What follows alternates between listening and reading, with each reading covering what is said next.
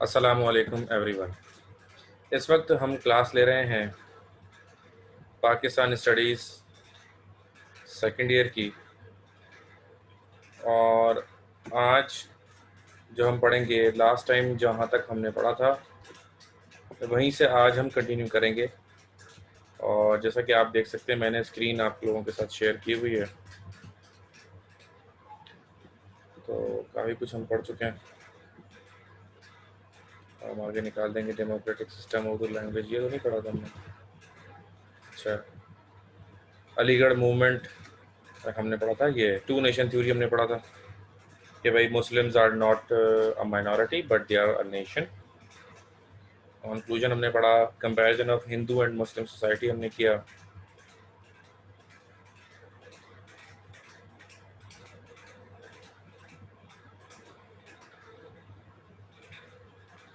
Cultural differences, social differences, economic differences हमने पढ़ लिए, एजुकेशनल डिफरेंसेस पढ़ लिए। आइडियोलॉजी ऑफ पाकिस्तान, ज़रा कंफर्म कीजिएगा कि हमने आइडियोलॉजी ऑफ पाकिस्तान पढ़ा था या नहीं। आई डोंट थिंक कि हमने पढ़ा था, तो हम यहीं से शुरू करते हैं आइडियोलॉजी ऑफ पाकिस्तान से, ठीक है।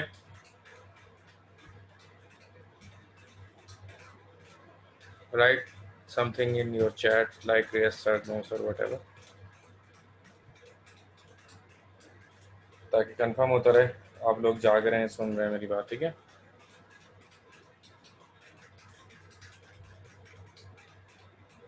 ओके, नाउ आइडियोलॉजी किसे कहते हैं? आइडियोलॉजी कहते हैं नज़रिए को। आइडियोलॉजी मतलब नज़रिया।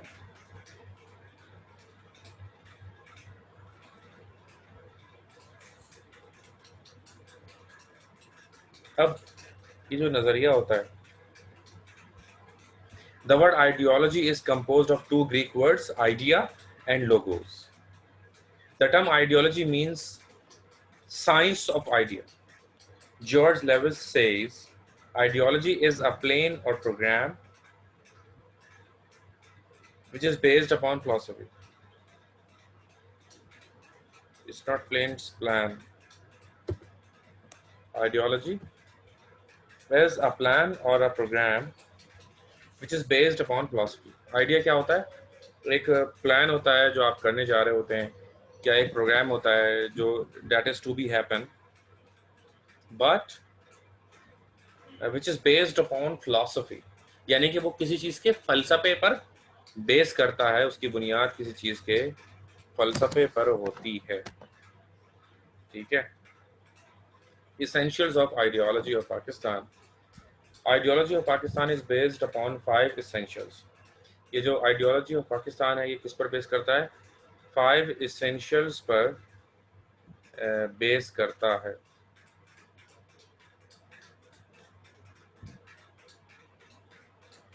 अच्छा, अब 5 essential पर बेस करता है। पहला essential क्या है?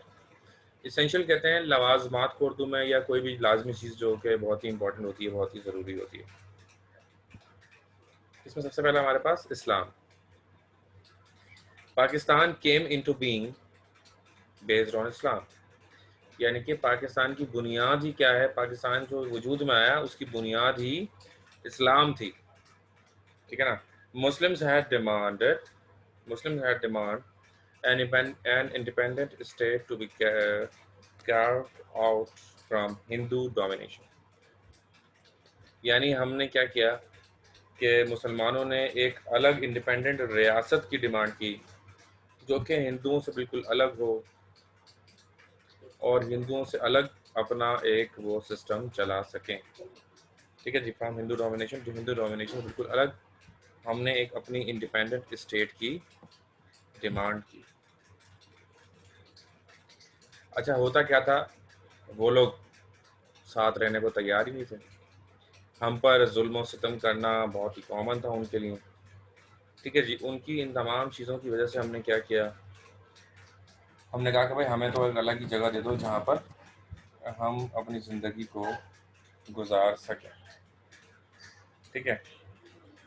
तो इस्लाम एक बुनियादी वजह थी एक अलग इंडिपेंडेंट स्टेट। अब अजान दे रहे हैं वो तंग करें, नमाज पढ़ने जा रहे हैं वो तंग कर रहे हैं, ईद पे वो तंग करें, बकरा ईद पे गाय नहीं काटने दे रहे। तो इस तरह के इशूज़ से हमारी जान छुड़ाने के लिए अब पाकिस्तान जिस खत्ते पर बना हुआ है, किसी भी बंदे की हिम्मत नहीं है कि अगर हम गाय को ज़िबा कर रहे हैं तो हमारे साथ किसी भी किस्म का नारवा सलूक रखा जाए, किसी के अंदर ये हिम्मत नहीं।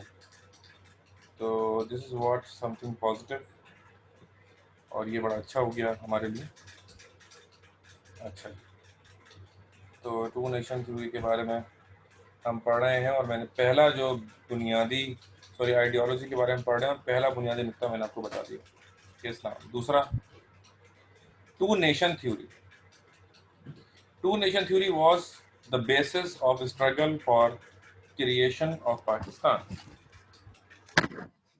ये जो टू नेशन थ्योरी थी, ये भी उन बुनियादों में से एक थी कि जो जद्दोजहद हुई पाकिस्तान की क्रिएशन के लिए, पाकिस्तान के बनने की।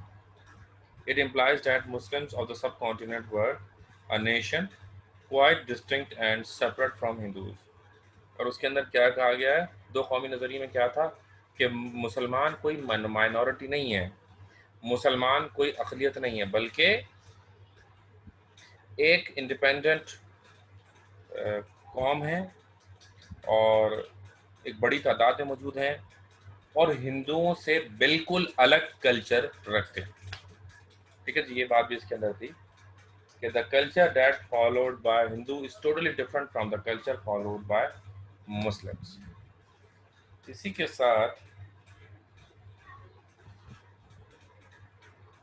Territorial land,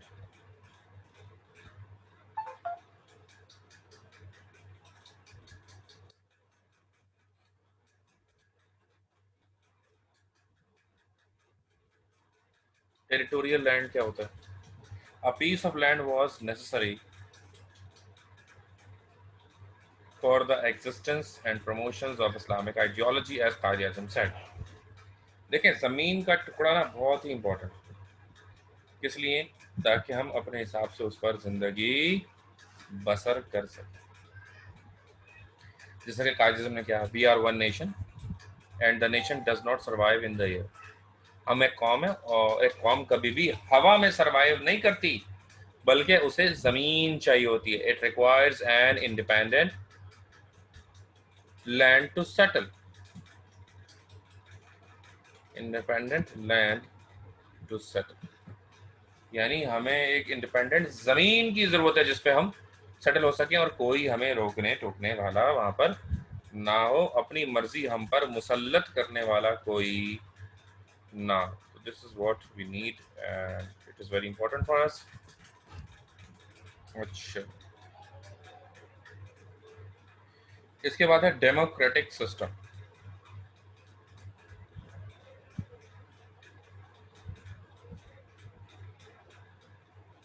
All the social, economical, political and cultural affairs are operated based on Islamic democracy.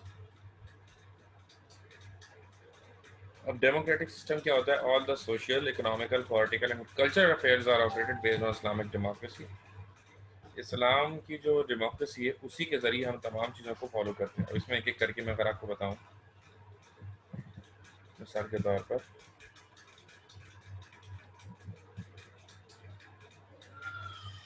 इसमें है सोशल, सोशल से शुरू करते हैं। अब सोशल में क्या बताया इसमें कि रहना सहना, कैसे हम लोगों के साथ रहेंगे, ख़वातीन के साथ कैसे बर्ताव होगा, मर्दों के साथ कैसा बर्ताव होगा, बच्चों के साथ कैसा बर्ताव होगा, बुज़ुर्गों के साथ कैसा बर्ताव होगा, जवानों की क्या जिम्मेदारियां हैं, ये तमाम चीज़ें इसमें डिटेल में बताई गई। सही।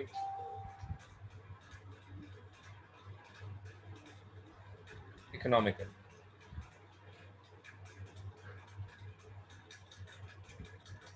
इकोनॉमिकल की अगर बात की जाए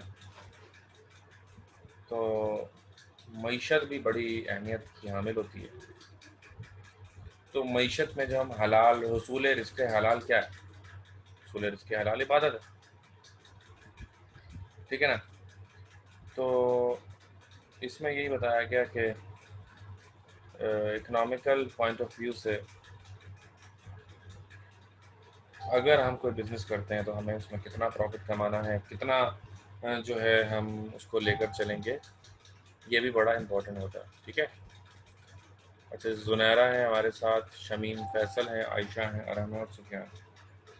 आई थिंक बहुत सारी जगहों की लाइट नहीं होगी अवेलेबल, इसलिए बच्चे आज हमें कम ही मिलने थे क्योंकि बहुत ही दबंग बारिश हो रही थी। और मैं भी अभी मतलब ऑफिस से घर की तरफ था तो बगैर ज़बरदस्त किस्म की बारिश हो रही थी। फुल स्पीड से मेरी गाड़ी के वाइपर चल रहे थे, लेकिन फिर भी वो बहुत मतलब बहुत ज़बरदस्त किस्म की बारिश हो रही थी।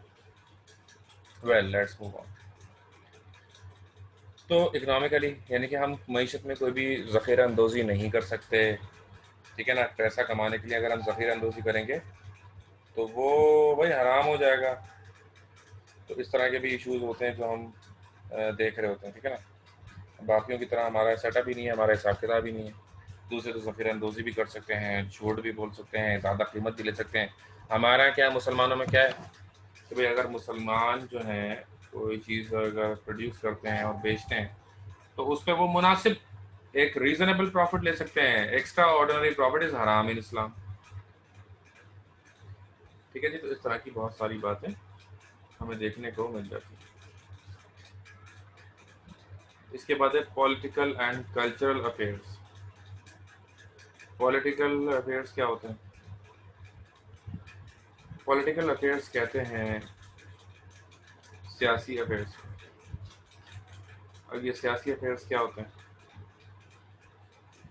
मिसाल के तौर पर कि भाई अब किसी के ऊपर बहतान लगा देते हैं। आपको पता है सियासतदान एक दूसरे पर इल्ज़ाम तराशी की सियासत करते हैं पाकिस्तान में। लेकिन इस्लाम में सियासत इबादत है। सियासत की जाएगी आवाम की, लोगों की फलाह व बहबूद के लिए। तो फिर इसमें भी हम इस्लामिक पॉइंट ऑफ व्यू यानी कि इस्लाम को एक क्या कहा जाता है? इस्लाम को कहा जाता है कि इस्लाम एक मुकम्मल ज़ाब्ता-ए हयात है। यानी इस्लाम ने हमारी ज़िंदगी के गुजारने के हर पहलू को किसी न किसी तरीके से कवर किया हुआ है। ठीक है जी। इस्लाम एक मुकम्मल ज़ाब्ता हयात है और हमारी तमाम चीज़ों को कवर भी करता है। ठीक है जी। ये भी इसमें बताया गया। अच्छा, आगे चलते हैं।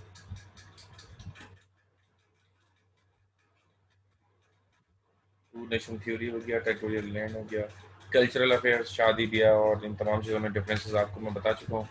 उनके यहाँ मतलब आग जला के 7 चक्कर लिए जाते हैं। हमारे यहाँ क्या होता है? हमारे यहाँ अच्छा जी, कबूल है। अच्छा जी, कबूल है। मर जाता है कोई हमारे यहाँ, नमाज जनाजा पढ़ के कफन दफन करते हैं, रो पीट के दफना देते हैं। वहाँ क्या होता है जी? आग लगा देते हैं, घी डालते हैं, घी निकाल लगा के और वो डाल देते हैं लकड़ियों के साथ आग में। ठीक है जी। और घी भी कोई अच्छा वाला डालता है, सुनो वाला। आगे चलते हैं। उर्दू लैंग्वेज इन 1867 1867 में हुआ।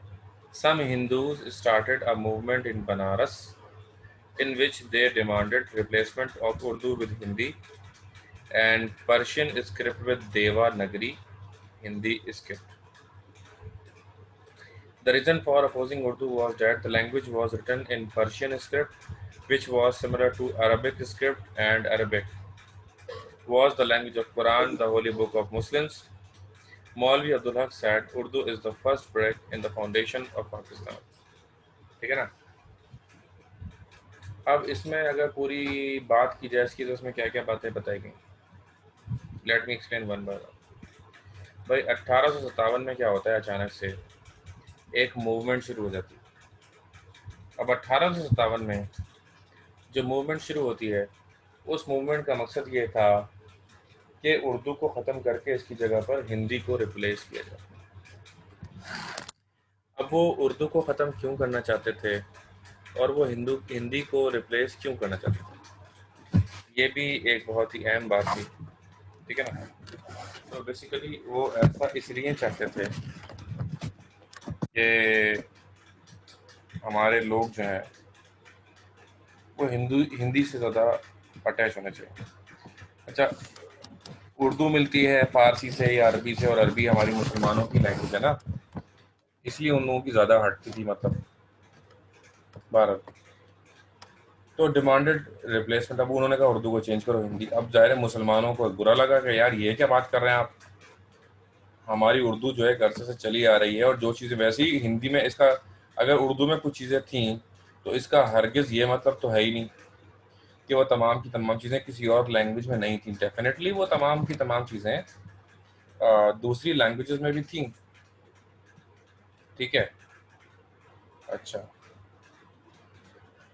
बहरहाल ये हुआ, लेकिन उधर से मुसलमानों ने इसको अपोज कर दिया। एक तरफ हिंदू बोल रहे थे कि नहीं भाई ऐसा करो ऐसा करो, और हिंदी को प्रमोट करो, इसको नीचे लेकर आओ जी। और दूसरी तरफ क्या हुआ, दूसरी तरफ ये हुआ कि मुसलमानों ने बोला नहीं, ये उर्दू जो है ये तो पाकिस्तान बनने की बुनियादों में से एक बुनियाद उर्दू थी। आज भी इंडिया में उर्दू भी बोली जाती है और हिंदी भी बोली जाती है। वहाँ तो खैर एक पूरा होलसेल मार्केट है जो जो लैंग्वेजेस इंडिया में बोली जाती हैं। ठीक है ना, एक पूरा खित्ता है जहाँ पर हिंदी समझते नहीं है लोग, वो दूसरी लैंग्वेजेस समझते हैं। पंजाबी भी बड़े अच्छे खासे हिस्से में पंजाबी बोली जाती है। और बहरहाल in 1867 some Hindu started a movement in Banaras कि भाई ये करो और ऐसा करो, और ये हिंदी को आगे लेकर आओ और उर्दू ख़त्म करो। क्यों? क्योंकि उर्दू तो मतलब ये तो कुरान से सिमिलर लैंग्वेज है, और ये तो इस्लामिक लैंग्वेज है, और ये तो इस्लाम प्रमोट हो रहा है इससे। ये तो अपने मज़हब का प्रचार कर रहे हैं, अपने मज़हब की तबलीग कर रहे हैं, अपने मज़हब को फैलाने के लिए इन्होंने उर्दू का सहारा लिया, तो उर्दू ख़त्म की है। ठीक है जी, तो ये बात इसके अंदर है। और मौलवी अब्दुल हक साहब आपने सुन ही लिया कि उन्होंने कहा नहीं, ये तो हम तो उर्दू को नहीं छोड़ सकते। क्यों नहीं छोड़ सकते भाई उर्दू? क्योंकि उर्दू बुनियाद है पाकिस्तान के बनने की। ठीक है। अच्छा, अब मैं आपको कुछ क्वेश्चंस भी लगाता जाऊँ साथ साथ। Urdu language,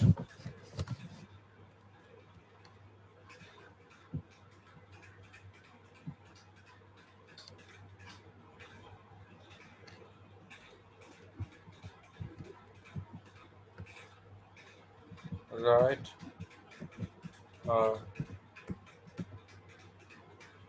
short note about how Hindus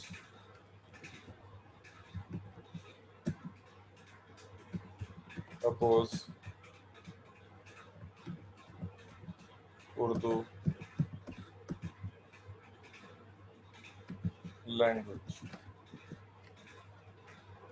Write a short note about how Hindus oppose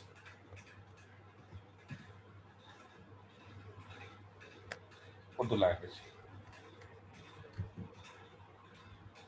छोटा सा इसका सवाल और छोटा सा इसका जवाब, तो ये आप अपने पास नोट कर लें। ठीक है।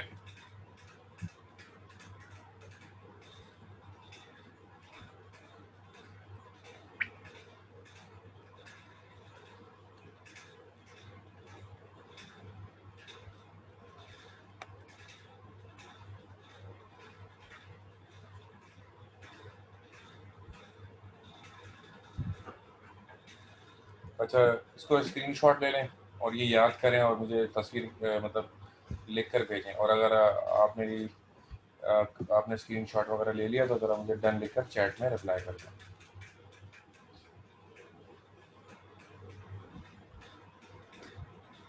Right done in your chat. Arham, Ayesha, Sufiyan, Vania, Junaira.